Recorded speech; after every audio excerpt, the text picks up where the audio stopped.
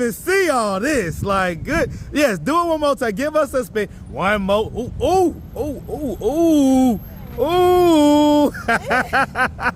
That is Chris. All right, so Chris waiting to talk to me, y'all.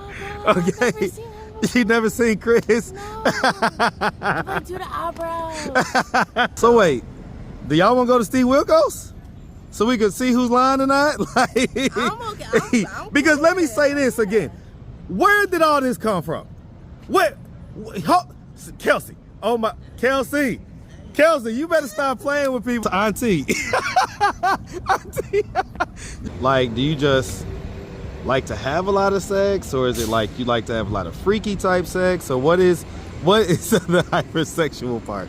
I think it started like, and it still is, I like to have a lot of sex, and I really have no boundaries when it comes to like my freakiness. What's up, YouTube? I just want to shout out all the members, all the subscribers, and all the supporters. Everybody who shouts me out in the street, I appreciate y'all. It keeps me charged up. Now back to the content. What's up, YouTube? Atlanta Street Interviews. Guys, out here with the update. So y'all have probably seen her video. It's got a lot of spins or whatever. So how are you doing? I'm doing better.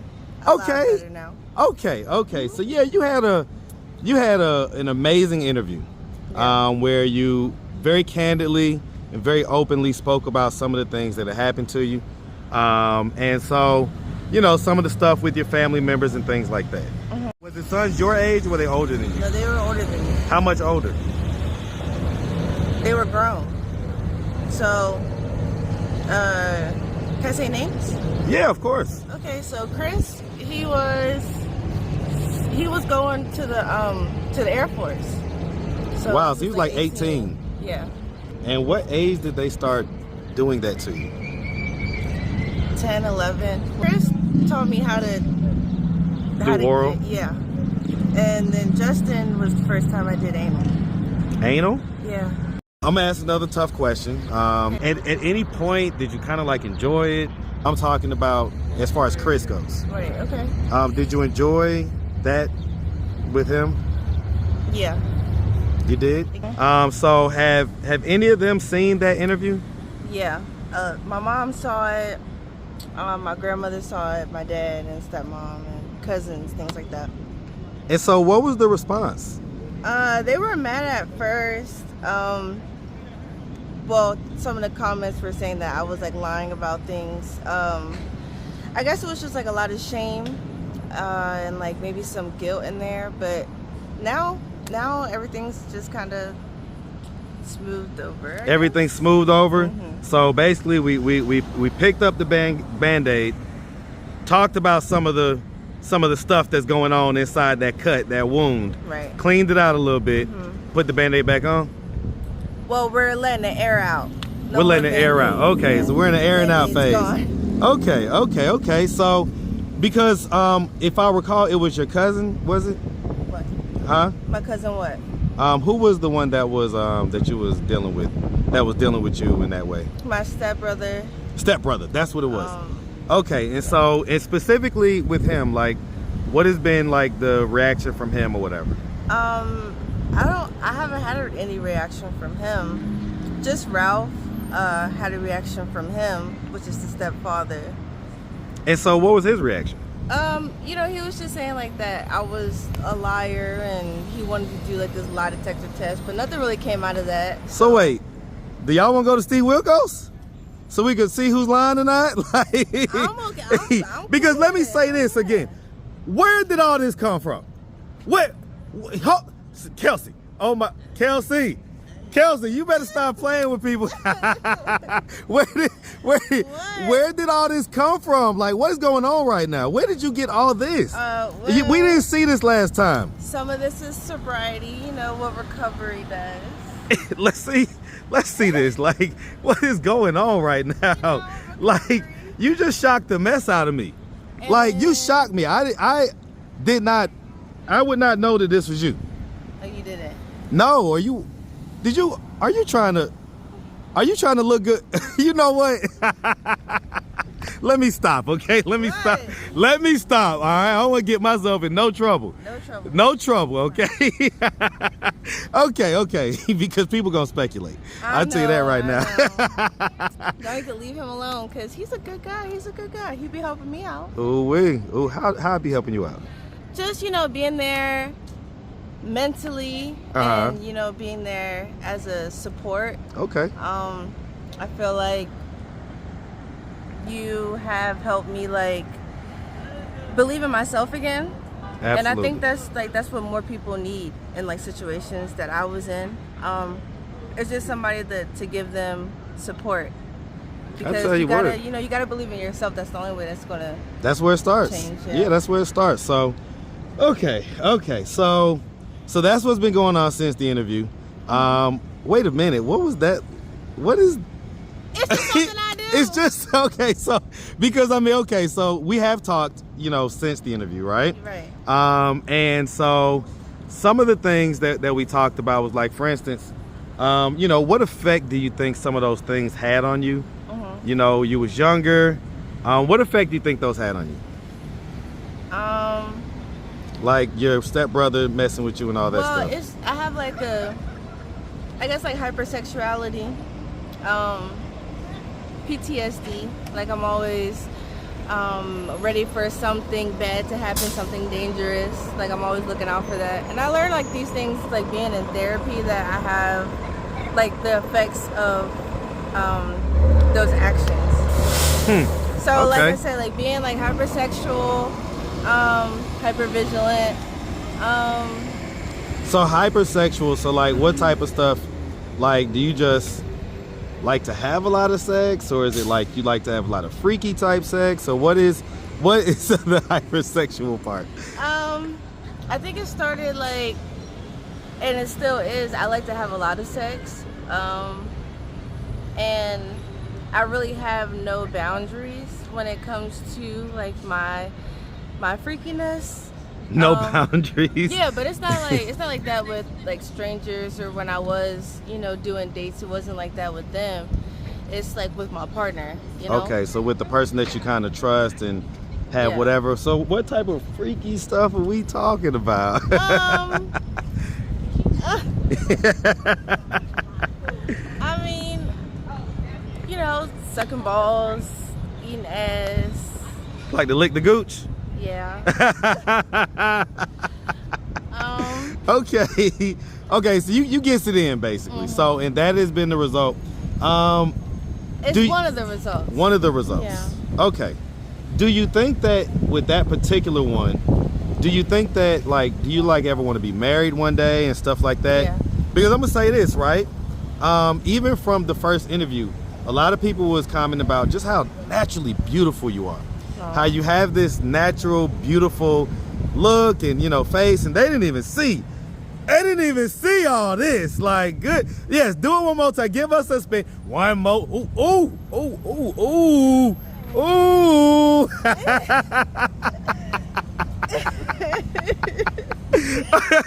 Okay, because I'm just saying. I'm sure that the guys are gonna be in the inbox, DMing, doing all that stuff.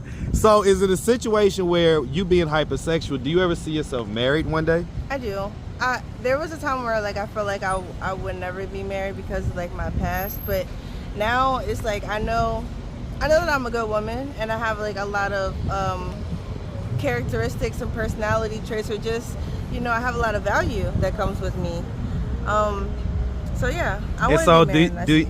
Will your marriage involve other people sexually, or will you just be able to, in other words, is your hypersexuality gonna keep you from being faithful and stuff, or is it y'all gonna have to have an agreement where it could be freaky deaky stuff going down?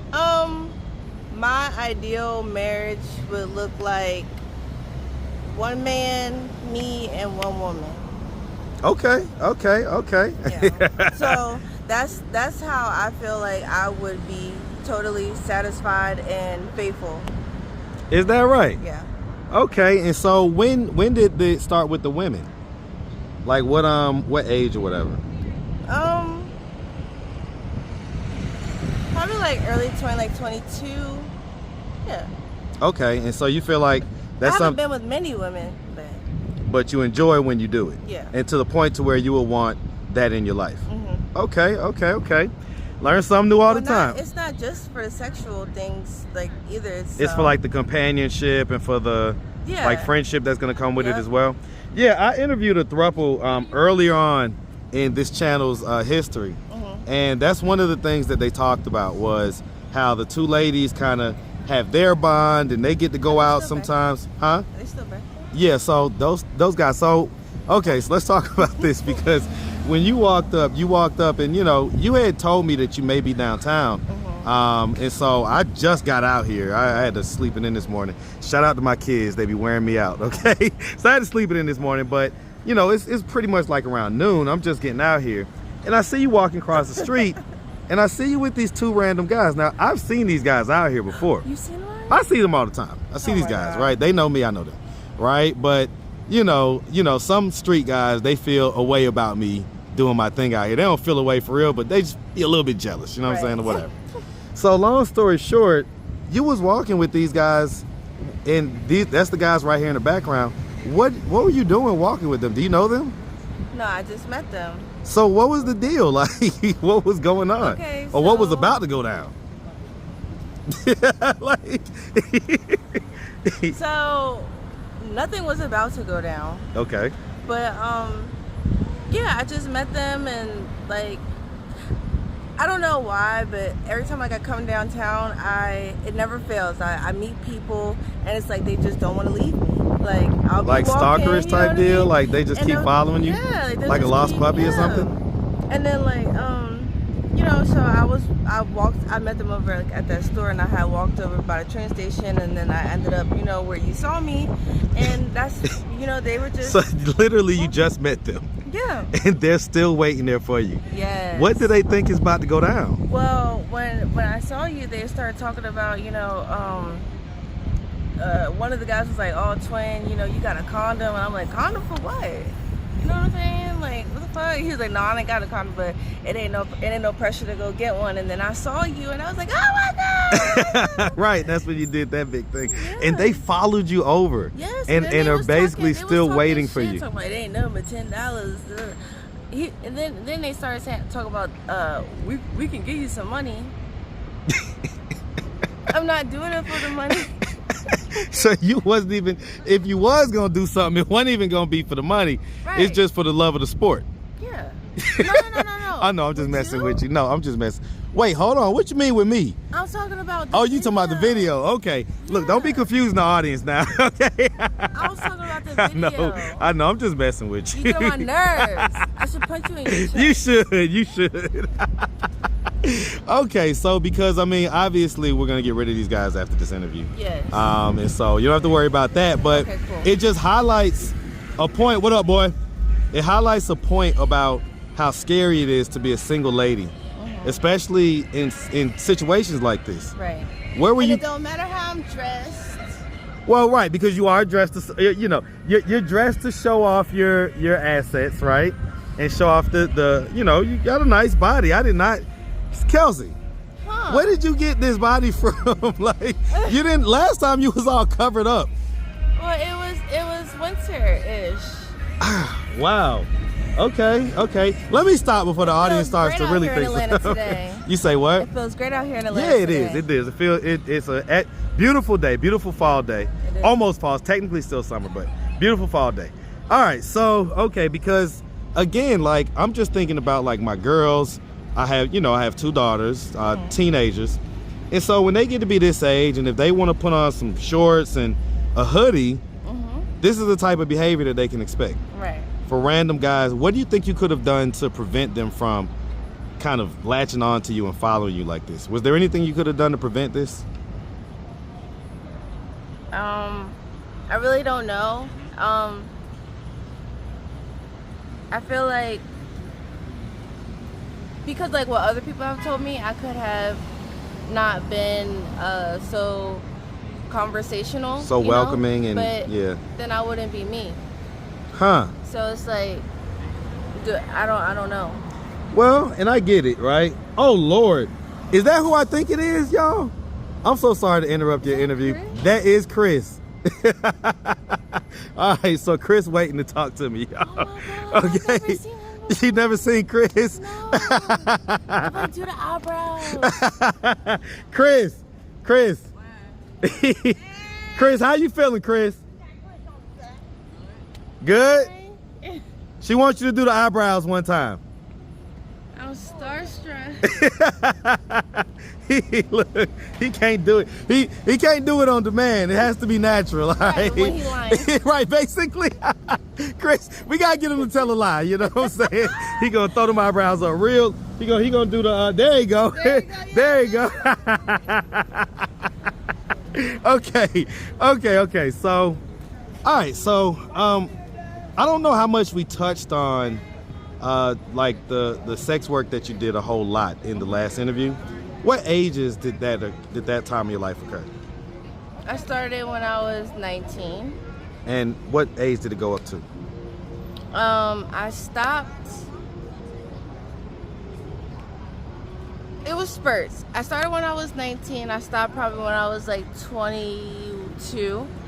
And then I didn't do it again till I was 26.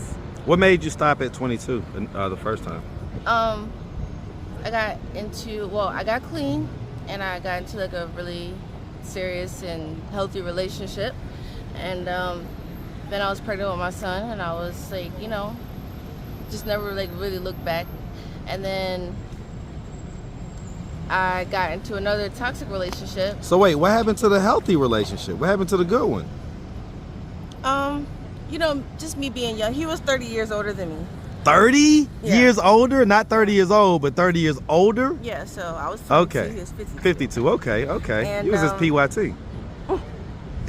Yeah. So I just wanted to be young, and, I wasn't ready to square up. Okay.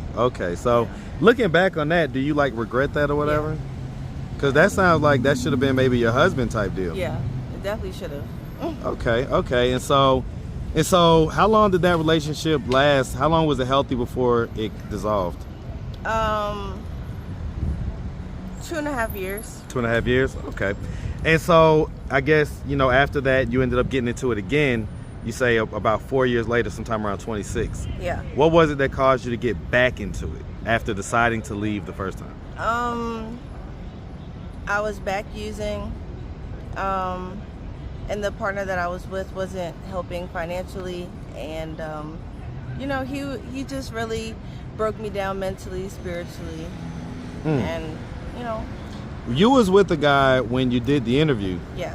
Was that the guy that you're talking about? Mm-hmm. So that's the latest guy that you was just talking about that was the toxic one? Yeah. Okay. And so you was with him during the interview. When did y'all break up? Like how long after the interview? Probably like 5 months. 5 months after the interview? Yeah. Okay, so took y'all a while to break up or whatever. Yeah. So like August. Okay, and so what caused y'all to break up?